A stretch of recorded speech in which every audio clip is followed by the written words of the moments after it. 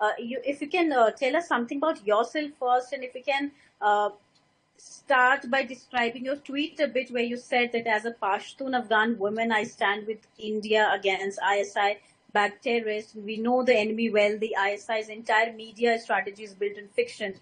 If you can tell us something about, you can describe your tweet and tell us something about yourself. Well, as a Muslim Afghan Pashtun woman, I had a position in Parliament. I was the Deputy Speaker of the Defense Commission as well. My tweet was not just a political statement, it was a lived reality. I've lived under ISI terrorism. I've seen it firsthand in the last 10 years, over 10 years of my life. And I saw where the root cause was coming from. And I understand deeply the ISI propaganda. I understand deeply, because it's affected my own country, in the worst case scenario, with countless lives lost, of how they peddle the same lies over and over again and breed terrorism. There's more I can say about myself and more I can say about the tweet, but I'll let you go to the next question. Right. Mariam, while India has hit terror infrastructure in Pakistan and Pakistan occupied Kashmir with Operation Sindoor and proofs being provided to the world, Pakistan has been peddling fake narrative. What is your comment on that, and how do you look as India's strike against terror infrastructure in Pakistan? I think that what India did was necessary. Pakistan is breeding terrorism. They went into Kashmir and they killed innocent lives. You can't let that go. That simply. And the attacks that India is doing is in a very responsible way. They're going after terrorism outposts, terrorist camps, places where the military is helping terrorists breed even more in Pakistan.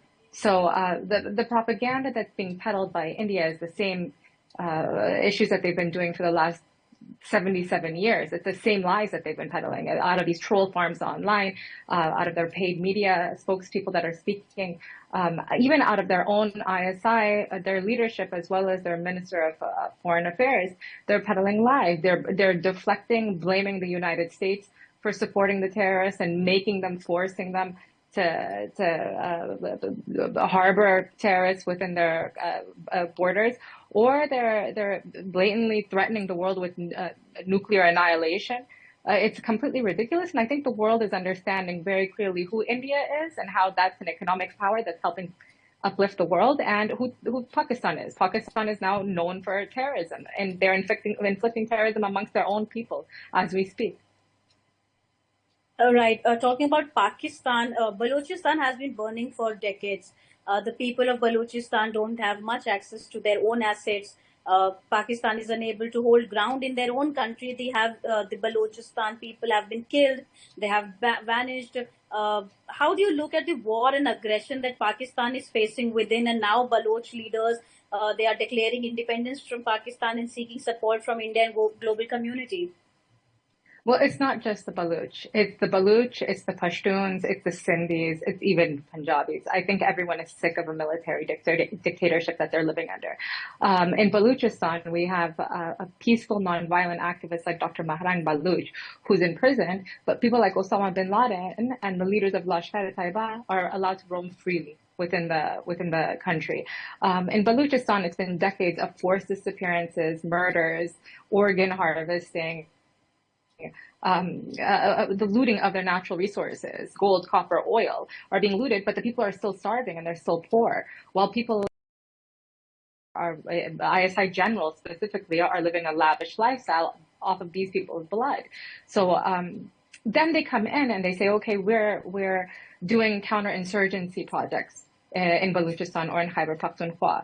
This isn't counterinsurgency. What you're doing is forced colonization, forced occupation is what's happening in Balochistan and in Pakhtunkhwa.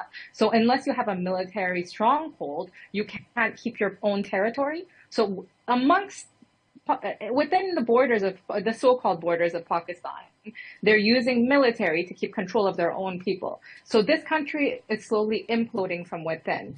And if it doesn't get under control very soon, What worries me the most is where these nuclear powers are going to go. Where are the nuclear weapons going to go, and whose hands are they going to go? Because they've bred too much terrorism. Right. Mariam, talking about India, India provides various forms of aid to Afghanistan, including humanitarian assistance, developmental partnerships, and infrastructure products. How do you look at India's support for Afghan people? I think India has always been a true friend to Afghanistan. They haven't supported any warlords. They haven't supported any proxy regimes. They haven't supported anyone. They've supported the Afghan people, the Afghan nation, with from schools to food to dams, to health. It's beautiful, and I think that we saw the solidarity of the Afghans come out whenever this war between Pakistan and India came to, and wholeheartedly, the Afghan people stood up and said, no, we're standing with India. We see through the lies. We will not stand with Pakistan. So the Afghan people, not speaking from any government or warlord, the Afghan people are true brothers and sisters to the Indian people.